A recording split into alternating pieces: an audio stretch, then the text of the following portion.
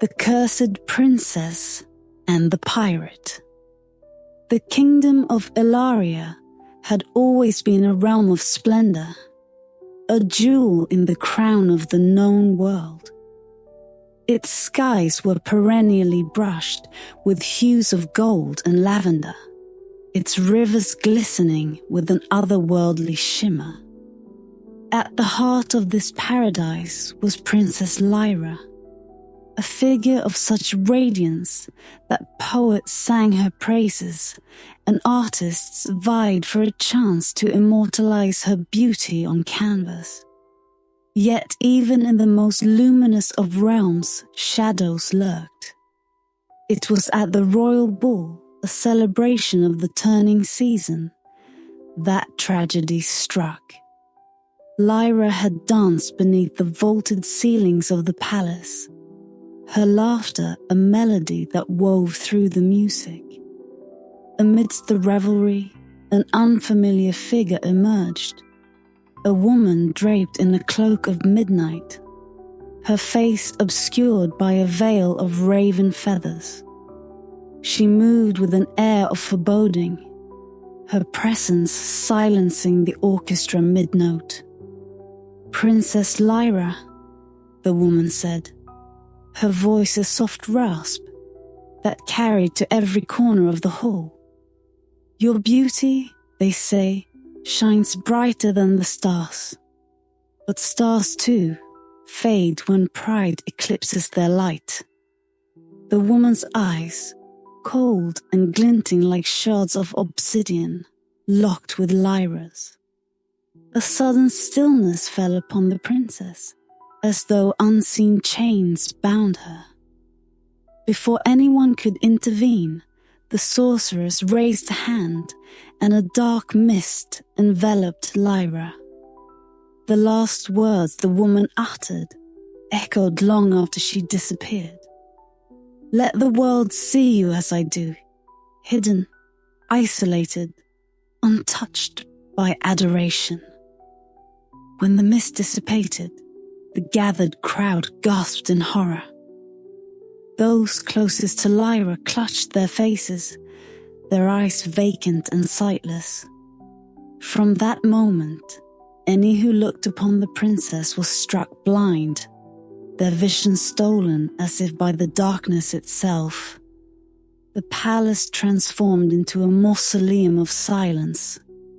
Mirrors were shattered, and the halls were emptied. Servants moved in hushed whispers, averting their gazes from the veiled figure who now drifted through the corridors like a ghost. Lyra's days stretched into an endless blur of solitude. She withdrew from the world, her once vibrant voice reduced to echoes within her chambers. Weeks turned to months, and the hope of a remedy dwindled. The court's scholars and magicians scoured their tomes for a cure, but none could undo the malediction of the enigmatic sorceress. Lyra, now a prisoner of her own beauty, grew desperate. It was during one sleepless night that she stumbled upon an ancient text hidden in the royal library. The tome, bound in worn leather and etched with runes, spoke of a legendary artifact, the Eye of Ether. It was said to possess the power to unravel the most potent of spells, its resting place veiled in mystery and danger. The legends warned of peril, but Lyra saw only the promise of freedom. Her heart, once heavy with despair, burned with determination. If her kingdom could not save her, she would save herself. But the journey to find the Eye of Ether was no task for a sheltered princess. She needed someone unafraid of shadows, someone who thrived where others faltered. Her search led her to tales of a pirate, Captain Rhys Blackthorn, whose exploits bordered on the impossible. He had sailed through waters cursed by sirens, plundered treasures guarded by monsters, and lived to tell the tale. He was a man of danger and cunning, a rogue who bent the sea to his will. Under the cover of night, Lyra donned a dark cloak and left the palace. She journeyed to Dregmore, a coastal town infamous for its cutthroats and outlaws. The air reeked of salt and smoke, the streets lit by the faint glow of lanterns swaying in the sea breeze. Every step she took was a gamble, her veiled presence drawing curious eyes and whispered speculation. In a dimly lit tavern, she found him. Rhys sat at the center of the chaos, surrounded by his motley crew. He was as the stories described, dark-haired, sharp-eyed, and exuding an effortless charm laced with danger. Lyra felt the weight of her mission as she approached him, her veiled face hiding her trepidation. When Rhys turned to her, his gaze lingered, not in awe or curiosity, but in a way that made her feel seen beyond her veil. "And who might you be?" he asked, his voice a low rumble. "A princess in need of a thief," Lyra replied, her tone steady despite the storm within her. The pirate smirked, leaning back in his chair. "And what is it you seek to steal, your highness?" "An artifact," she said. "The Eye of Ether." At her words, the air seemed to grow colder, the tavern's din fading into an eerie silence. Rhys regarded her with narrowed eyes, his smirk fading into a look of intrigue and caution. "The Eye of Ether," he repeated, his voice a whisper. "You're either mad or desperate." "Perhaps both," Lyra said, meeting his gaze through the veil. "Will you help me?" Rhys's grin returned, sharper and more dangerous than before. "For the right price, princess, I'll steal the stars themselves." And so, the pact was sealed. Their fates entwined as they set forth on a quest fraught with mystery, peril, and the promise of redemption. The salty air of Dregmore clung to Lyra's cloak as she followed Captain Rhys Blackthorn to the docks. The moon, a pale and distant sentinel, cast its light upon the waters, revealing a fleet of vessels swaying gently in the harbour. Among them was the Sea Serpent, a ship as infamous as its captain, its dark sails bearing a serpent emblem that seemed to writhe in the night breeze. Rhys stopped before the gangplank, turning to face Lyra with an appraising look.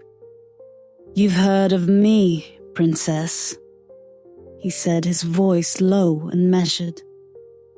"But I wonder, do you truly understand the man you've hired?" Lyra stood her ground, though the weight of his gaze was heavy. "I understand enough," she replied. "You are a man who finds what others cannot, who dares where others falter. That is all I need to know." Rhys's lips curled into a wry smile. "A fair answer. But if you expect me to risk my life and my crew for the Eye of Ether, you should know the cost will be steep." "What do you want?" Lyra asked, her voice steady despite the chill that crept into her heart. "Half the treasure that lies alongside the artifact," he said without hesitation. Gold, jewels, relics. Whatever we find, half of it is mine. Lyra hesitated, the weight of his demand pressing against her resolve. The treasures of the Eye's resting place were likely vast, wealth that could restore her kingdom's coffers and secure its future. Yet, what value did riches hold if she remained imprisoned by her curse? Agreed, she said at last, the word heavy on her tongue. Rhys extended a hand, his calloused fingers outstretched. Then we have a deal, Your Highness. Her gloved hand met his, and for a moment their fates entwined in the firm clasp of their agreement. The crew of the Sea Serpent was a ragtag assembly of misfits, their faces as weathered as the ship they called home. They eyed Lyra with suspicion as she boarded, her veiled figure a stark contrast to their rough and rugged appearances. Rhys addressed them with a commanding tone, introducing her only as a patron funding their next expedition. The ship set sail under a canopy of stars, the rhythmic creak of the timbers, and the distant crash of waves filling the silence. Lyra kept to herself, retreating to a modest cabin Rhys had offered her. She spent hours poring over the fragments of the ancient map she had found, her fingers tracing the faded ink that marked the path to the Isle of Shadows. Rhys, however, was a man who thrived on mysteries. He knocked on her cabin door one evening, stepping inside without waiting for an invitation. "Still buried in those maps?" he asked, leaning casually against the doorframe. "I must ensure we stay on course," Lyra replied, not looking up from the parchment. Rhys chuckled. "The Sea Serpent has sailed uncharted waters and survived cursed seas. I assure you, Princess, we'll find your island." Lyra glanced at him then, her eyes veiled but piercing. "And yet, you remain here, in my cabin, instead of commanding your ship." His grin widened, a glimmer of amusement in his dark eyes. "Curiosity, Princess. You intrigue me. What drives a woman like you to seek out the most dangerous artifact in existence?" Lyra hesitated, the weight of her secret pressing against her chest. Yet something about Rhys, his audacity, his unyielding confidence, stirred a reluctant trust within her. "I am cursed," she said finally, her voice barely above a whisper. "Anyone who looks upon me is struck blind. I seek the eye of ether to free myself." For a moment, the easy charm in Rhys's expression faltered, replaced by something deeper, understanding, perhaps, or sympathy. "A curse like that," he said softly, "must be a heavy burden." "It is," Lyra admitted, "but it is mine to bear, until I can lift it." Rhys nodded, his demeanor shifting. "Then we'll find this artifact, Princess. But be warned, no treasure comes without a price, and the Eye of Ether is no exception." The days turned to weeks as the Sea Serpent charted its course through treacherous waters. Storms battered the ship, and strange lights flickered on the horizon, signs of the dangers that lay ahead.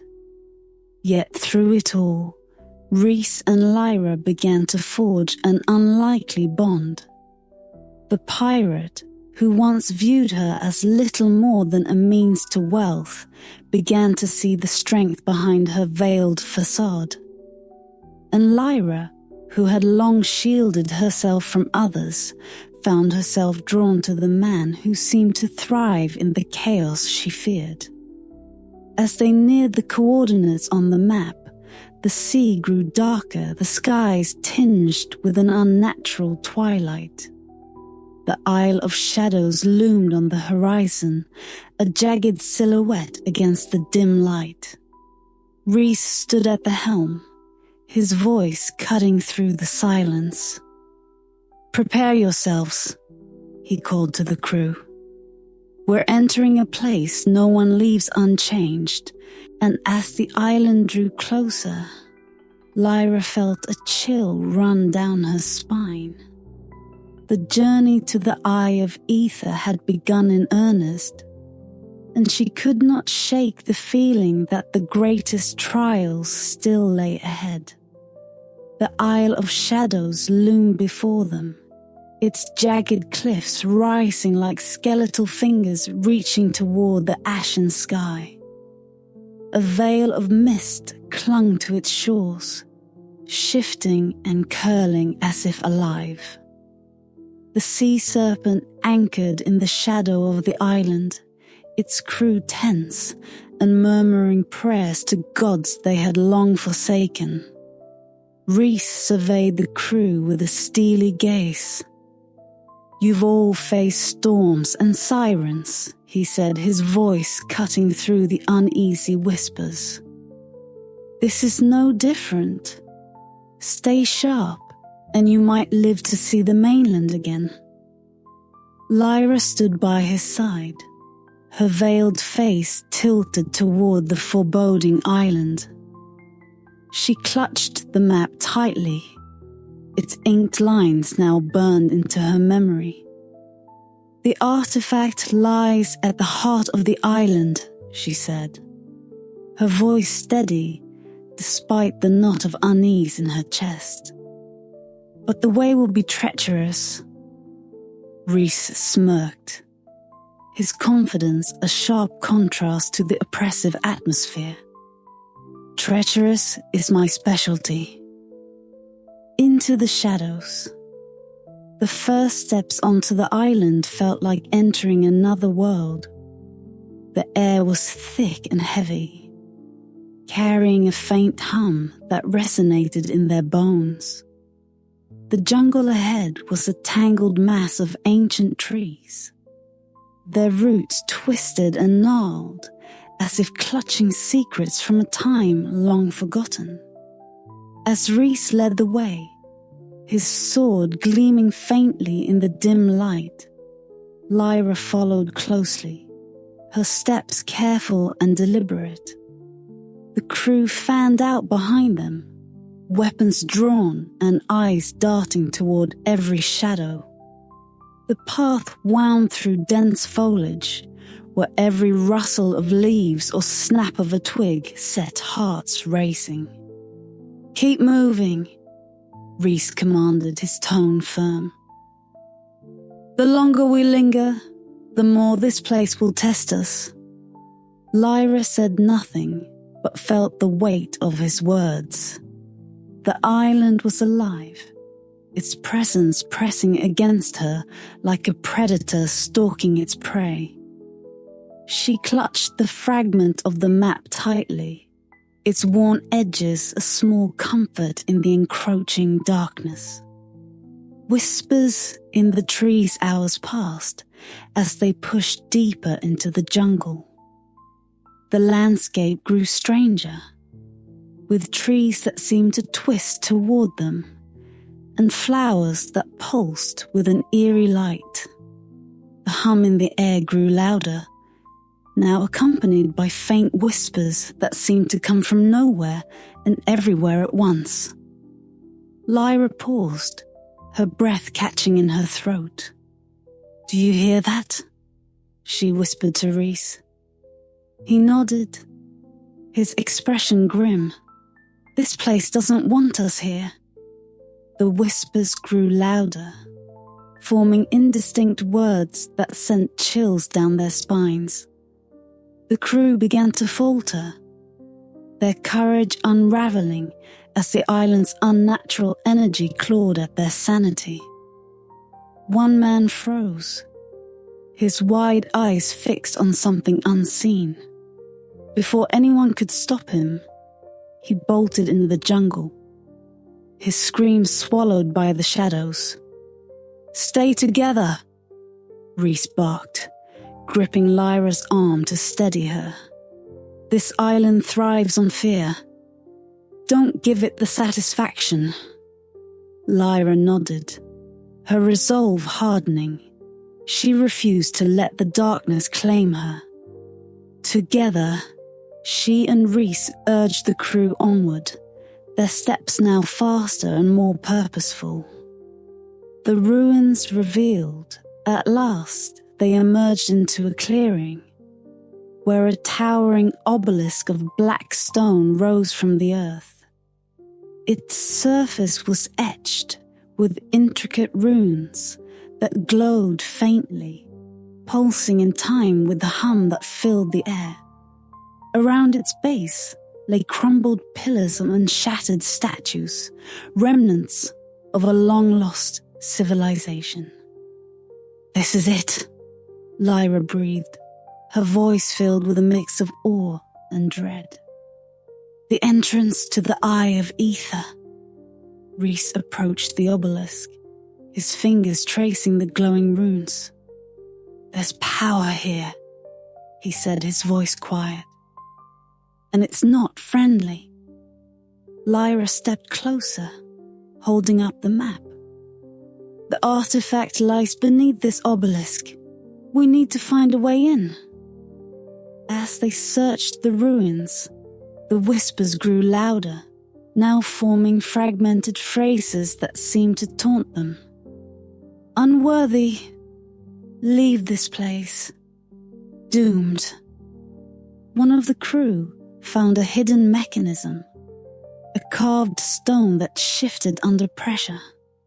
With a groan, the ground beneath the obelisk opened, revealing a spiraling staircase descending into darkness. Rhys glanced at Lyra. "This is where the real danger begins. Are you ready?" She met his gaze, her voice unwavering. "I didn't come this far to turn back now." With a nod, Rhys drew his sword, and together they descended into the depths of the island, their fates tied to the artifact that awaited them.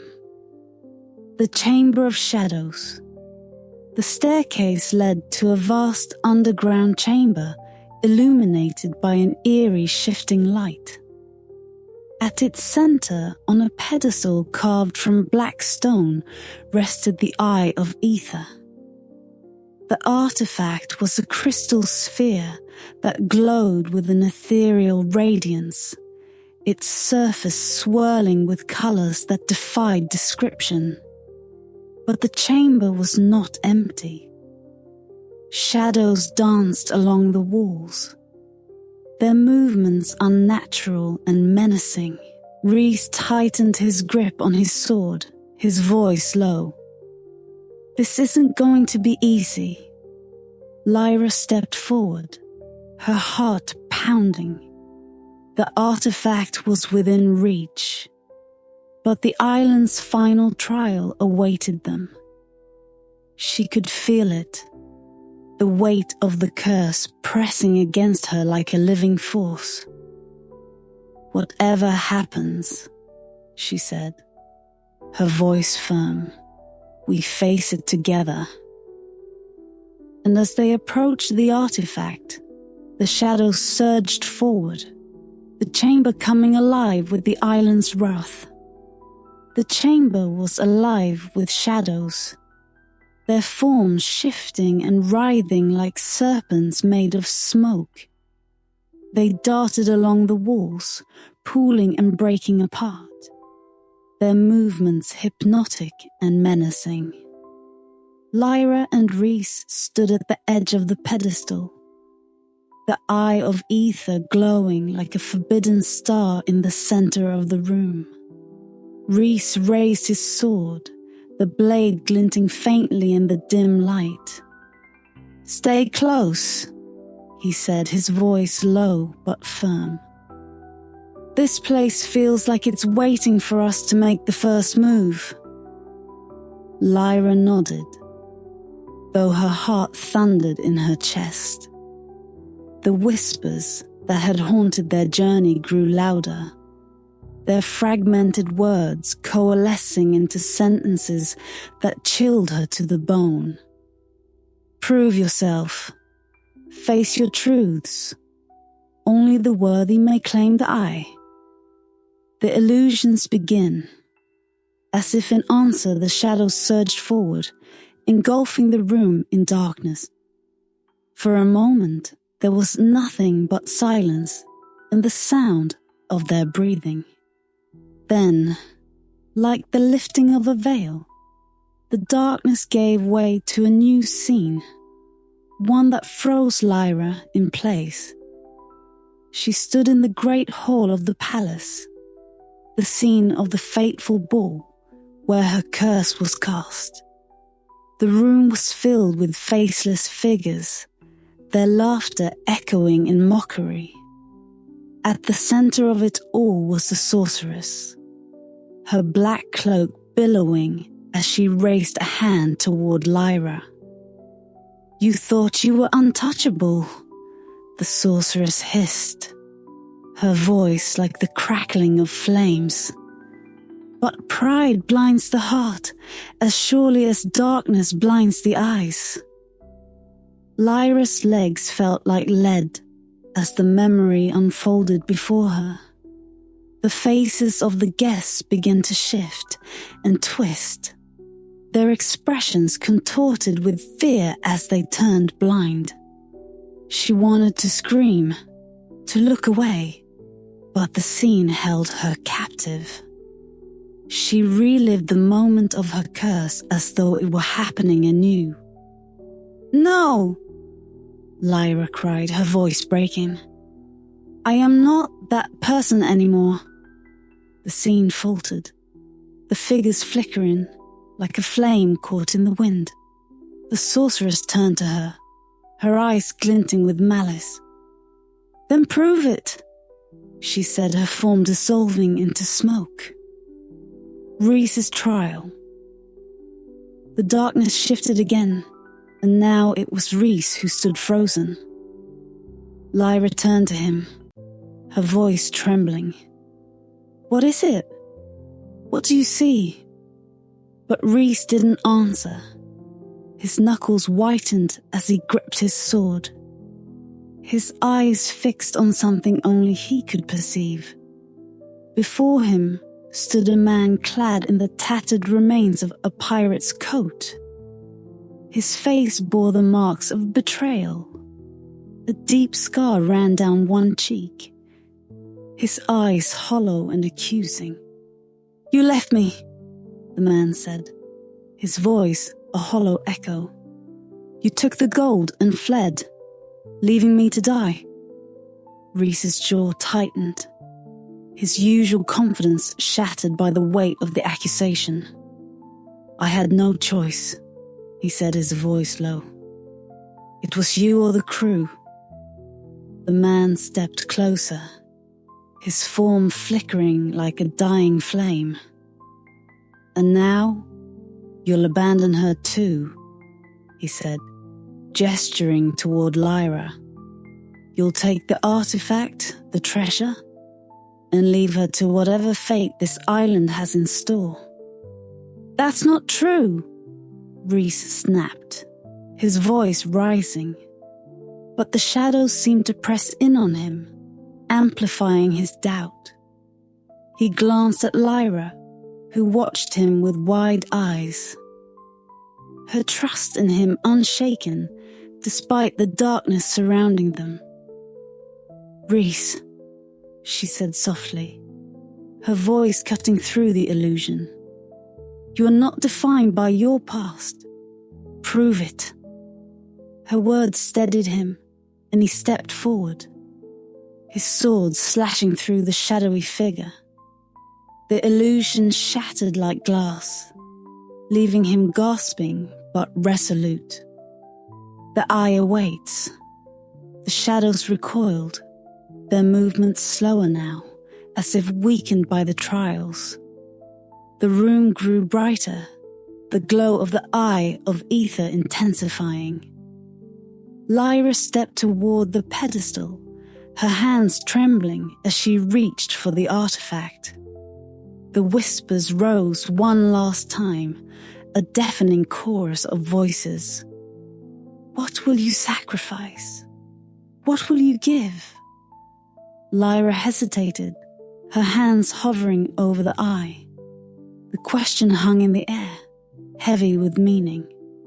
She glanced at Rhys, who stood beside her, his sword lowered, but his resolve unbroken.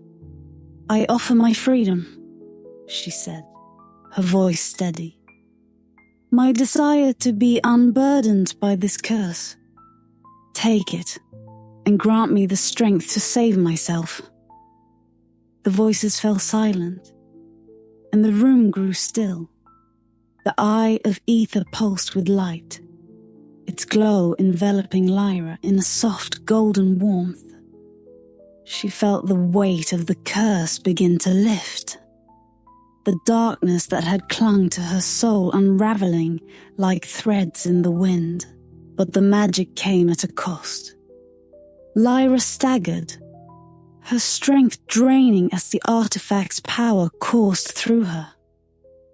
Rhys caught her before she could fall, his arms steady around her. Lyra, he said, his voice laced with concern. What's happening? The price, she whispered, her voice faint. The island, it takes as much as it gives. The glow of the eye dimmed, its power spent. The chamber began to tremble, the walls cracking as the island's magic began to collapse.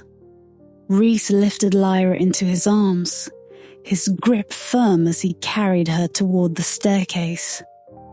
We're not done yet, he said, determination burning in his eyes.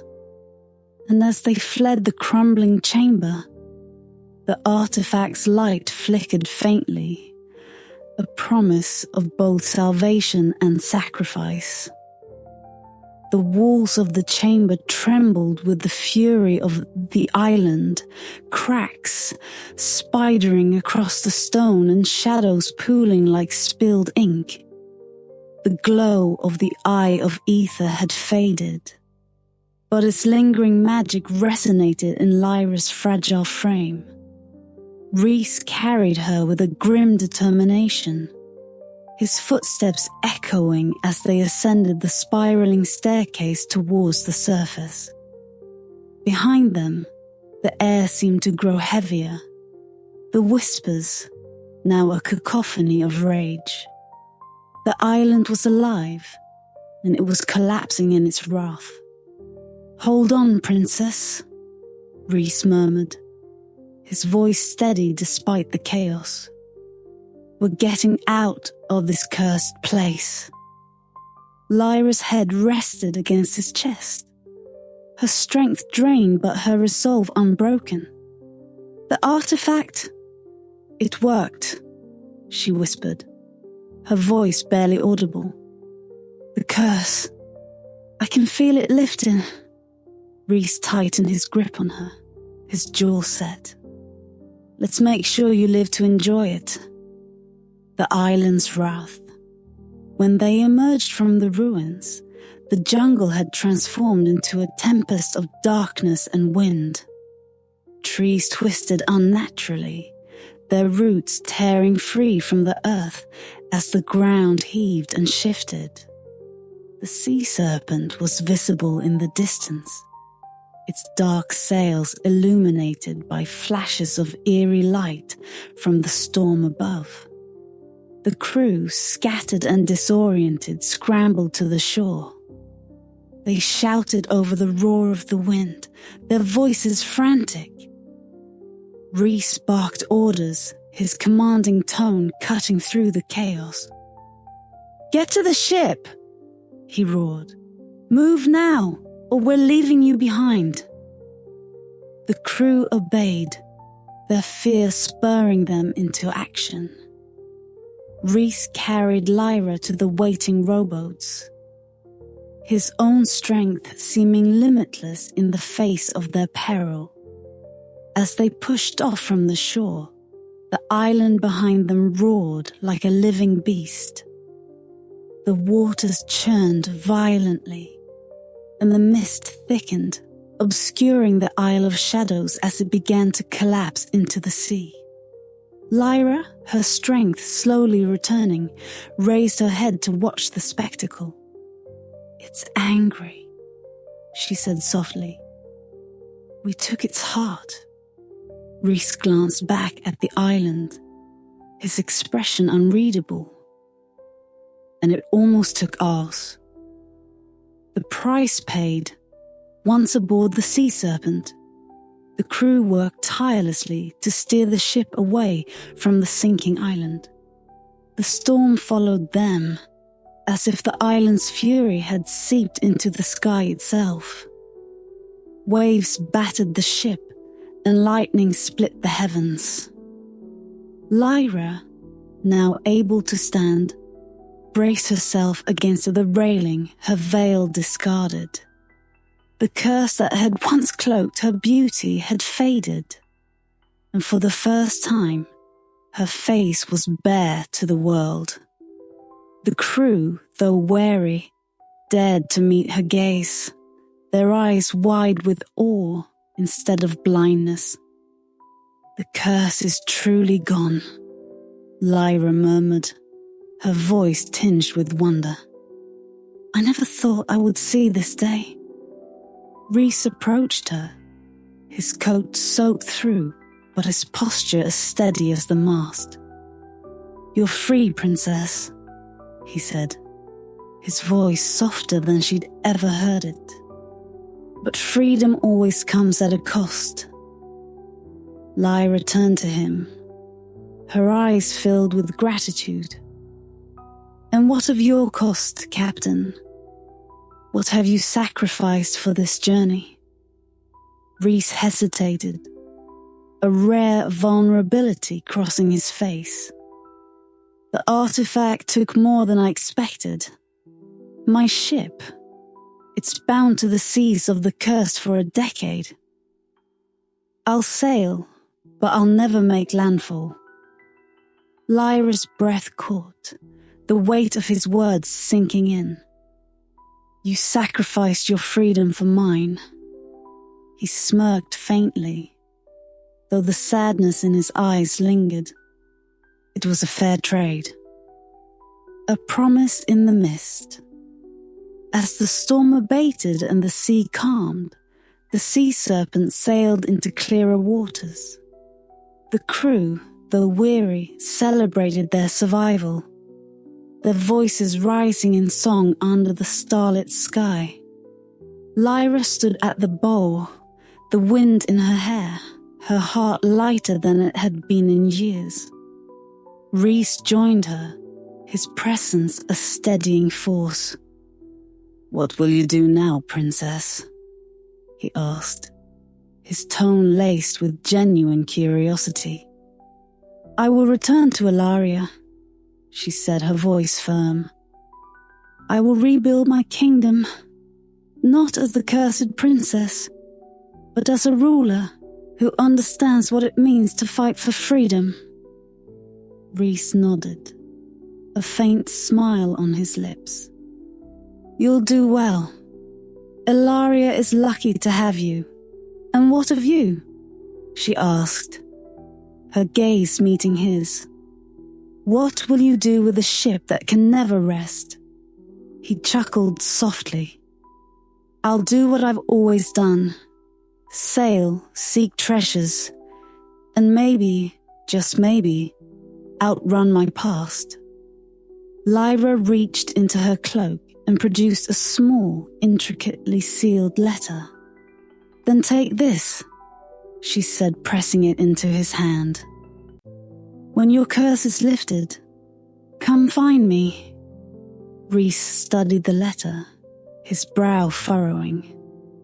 "And what's inside?" "A promise," she said simply, "that our paths will cross again. A new dawn." As the first light of dawn broke over the horizon, the sea serpent disappeared into the distance, its dark sails blending with the mist. Lyra watched it go, her heart heavy but hopeful. She turned toward the rising sun, ready to face the future that awaited her. In the end, the cursed princess and the rogue pirate had found something far greater than the Eye of Ether. They had found redemption, not in the treasure they sought, but in the courage to face their darkest trials and the bond forged in the shadows. And as Lyra walked into her kingdom, her veil discarded and her head held high, she carried with her the knowledge that the most powerful magic of all was the strength to rewrite one's own destiny. Own destiny, own destiny, own destiny, own destiny.